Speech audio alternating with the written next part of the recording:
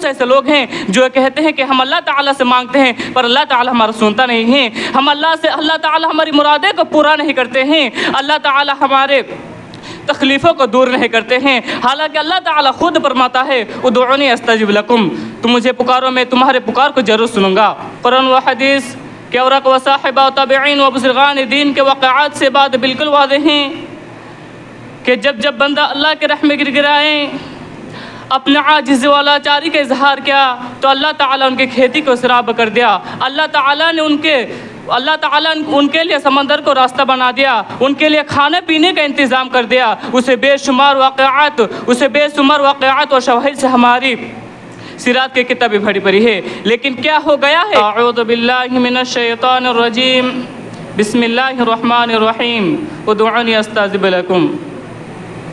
मोहतरम हजरात, मुशफ़िक़ असतिज़ा इकराम और मेरे सामने बैठे हुए आजिज़ साथियों, आज के सप्ताही बारहवीं अंजुमान में आप लोगों के सामने जिस मौज़ू को लेकर हाजिर हुआ हूँ वह है दुआएं कबूल क्यों नहीं होती।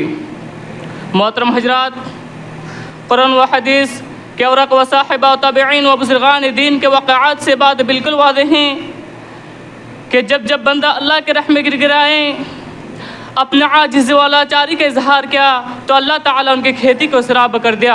अल्लाह ताला ने उनके लिए समंदर को रास्ता बना दिया, उनके लिए खाने पीने का इंतज़ाम कर दिया। उसे बेशुमार वाक़यात और शवाहिद से हमारी सिरात की किताबें भरी पड़ी है। लेकिन क्या हो गया है? आज हमारे मुआशरे में उसी कुरान उसी हदीस को पढ़ने सुनने वाले, उसी अल्लाह उसी रसूल को मानने वाले, उसी सीधी दीन इस्लाम पर चलने वाले बहुत से ऐसे लोग हैं जो कहते हैं कि हम अल्लाह ताला से मांगते हैं पर अल्लाह ताला हमारा सुनता नहीं है। अल्लाह ताला हमारी मुरादें को पूरा नहीं करते हैं। अल्लाह ताला हमारे तकलीफ़ों को दूर नहीं करते हैं। हालांकि अल्लाह ताला खुद फरमाता है उदउनी अस्तजिब लकुम, तुम मुझे पुकारो मैं तुम्हारे पुकार को ज़रूर सुनूंगा।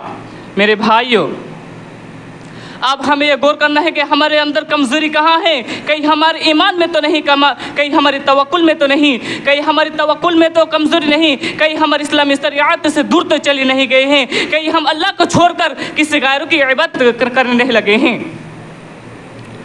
उसके बाद शरीयत मोहम्मदी से कसो हम दूर निकल चुके हैं। हम झूठ बोलते हैं, हम सूद खाते हैं, हम रिश्वत लेते हैं, हम जिनाकर व बदकारी करते हैं, हम जायज़ व हराम खाने में फ़र्क नहीं करते हैं। तो हमारे दुआ कैसे कबूल हो सकते हैं? हमारे ज़ुबान व दिल में कैसे सौ पैदा हो सकते हैं? लीजिए एक हदीस, हज़रत अबू हुरैरा रज़ियल्लाहु तआला अन्हु का बयान है कि रसूलुल्लाह सल्लल्लाहु अलैहि वसल्लम ने ऐसे शख्स का तज़किरा बयान किया जो एक तवील सफ़र की वजह से उसका बाल पूरा गंदा और उसका शरीर पूरा गंदा था। उसी हालात में दो हाथों को आसमान की तरफ बुलंद करके या रब्बी पुकार रहे थे। लेकिन क्या है? मतअमहु हरामुन, उसका खाना हराम है, व मशरबहु हरामुन, उसका पीना हराम है, व मलबसहु हरामुन, उसका लिबास हराम है। फ़ग़ुज़िया बिल हरामुन, उसका जिस्म हराम है। लेकिन ऐसे शख्स की दुआ कैसे कबूल हो सकती हैं? मेरे भाइयों, आप आदम और हव्वा अलैहिस्सलाम की वाक़या जरूर सुना होगा। अगर ज़रा सी भूल करती तो चीख पड़ते, क़ाला रब्बना ज़लमना अनफुसना व इल्लम तग़फ़िर लना व तरहमना लनकूनन्ना मिनल ख़ासिरीन। आदम और हव्वा अलैहिस्सलाम कहते हैं, ये हमारे रब, हमने बड़ा नुकसान किए हैं, अगर तू हमें मग़फ़िरत और हम पर रहम नहीं करेगा तो हम बहुत बड़ा नुकसान में हो जाएंगे। लेकिन हम क्या करते हैं? रात में दुआ करते हैं रब्बना ज़लमना अनफुसना, फिर दोपहर में किसी के माल को हड़प के खा रहे हैं, फिर रात में दुआ करते हैं रब्बना ज़लमना अनफुसना, फिर दिन में किसी लड़कियों को लेकर पार्क में घूमते रहते हैं, फिर हम दुआ करते हैं रब्बना ज़लमना अनफुसना, फिर किसी दूसरे को माल को हड़प कर खा रहे हैं। हमारे दुआ कैसे कबूल हो सकते हैं? अगर हम अल्लाह ताला को छोड़कर ऐसे चीज़ को करेंगे तो हमारे दुआओं कैसे कबूल हो सकती हैं? मेरे भाइयों,